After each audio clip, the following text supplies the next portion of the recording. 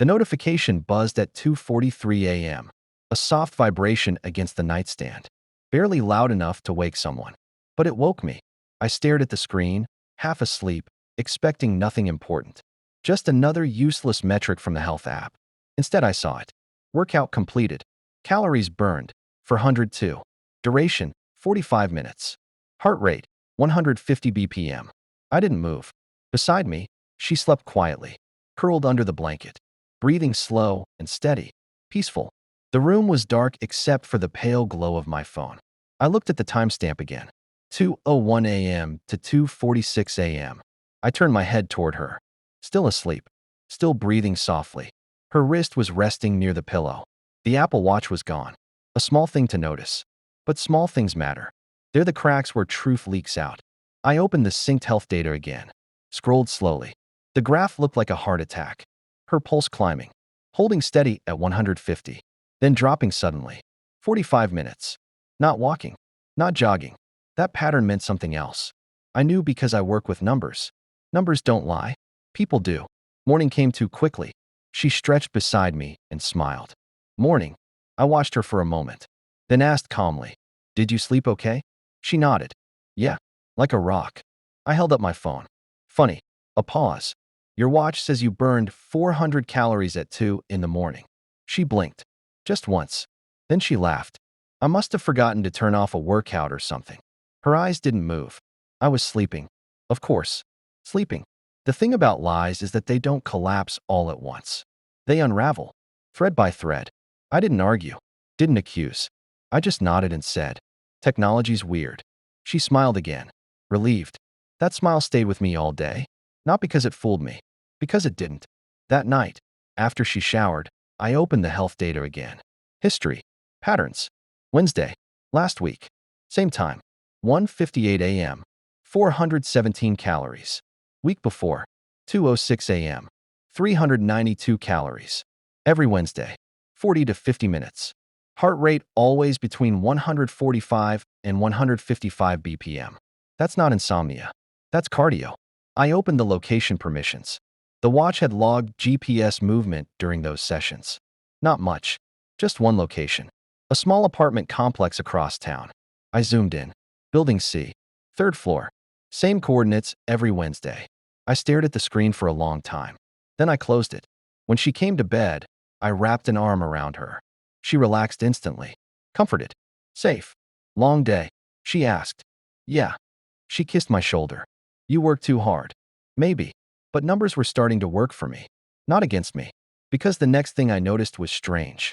The heart rate spike didn't just send notifications to my phone. It sent them to another device too. A shared health alert. I didn't recognize the number at first. But curiosity is a quiet predator. And predators follow tracks. The phone number belonged to a man named Daniel Carter. I found that in less than 3 minutes. People are incredibly searchable. Daniel Carter. Real estate consultant. Lives in the same building as the GPS coordinates. Apartment C, 304. The exact spot the watch recorded activity. Wednesday nights. I leaned back in my chair. Interesting. But it got better. Because Daniel Carter was married. His wife's name appeared right below his in the property records. Emily Carter. And when I clicked her social media profile, the first picture that appeared made me pause. She was wearing an Apple Watch. Same model. Same band. The same health sharing feature. Which meant something very simple. She could see the same heart rate alerts. The same midnight workouts. The same calories burned. My wife wasn't the only one sending data. She was receiving it too. I waited another week. Wednesday. 1:59 a.m. My phone vibrated again. Workout started. Heart rate rising. GPS location locked. Apartment C, 304. Right on schedule.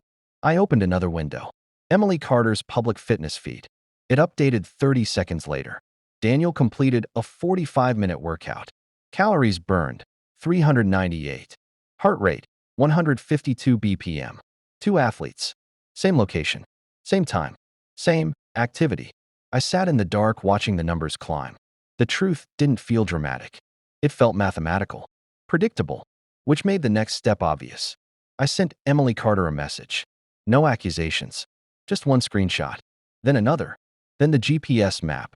Finally, a simple line. Wednesday nights. Same time. Same place. I think our watches are telling us the same story. She read it immediately. 3 dots appeared. Disappeared. Then came one message. My husband says he goes to the gym. I typed back. Mine says she's sleeping. The typing dots returned. This time they stayed longer. Finally, she replied. Want to meet Wednesday? I looked at the clock. 2:37 a.m. Heart rate still climbing. Yes, I wrote. I think we should. The following Wednesday, we parked across from Building C. Emily arrived exactly 5 minutes before 2. She looked calm, but her hands were shaking slightly. I didn't believe it, she said quietly. I needed to see. Me too. 2:03 a.m. The apartment lights turned on. 3rd floor. Right window. Emily inhaled slowly. My husband told me he had insomnia. My wife said the same thing. We waited. 45 minutes. At 2:48 a.m., the door opened. They stepped into the hallway laughing. My wife. And Daniel Carter. Still flushed. Still breathless. Emily didn't cry. She simply raised her phone, opened the health app, then walked forward. Daniel. He froze. My wife turned. Her face drained of color when she saw me. No shouting. No screaming. I just held up my phone. Heart rate peaked at 153 BPM tonight. Silence. Emily showed her screen to Daniel. Your workout stats are impressive. My wife's voice cracked. I can explain. I shook my head. You already did. I looked at her watch. Still glowing faintly. Data syncing in real time. Technology's weird, I said softly. The beautiful thing about truth is how little effort it requires once it arrives. Emily handed Daniel the phone. Read the data. He didn't. He just stared at the ground. My wife stepped toward me. Please. No. Just one word. Quiet. Final. You lied every Wednesday for 8 months. Her eyes widened. You knew? Not at first. I gestured toward the watch. But numbers are patient. Emily opened another file. Printed documents. Divorce papers. Already signed. I prepared, she said calmly. Daniel looked like someone had removed gravity. My wife began crying. But I felt nothing. No anger. Just clarity. You should keep the watch, I told her. It's very accurate. Then I turned to Emily. Good luck. She nodded once. Strong. Cold.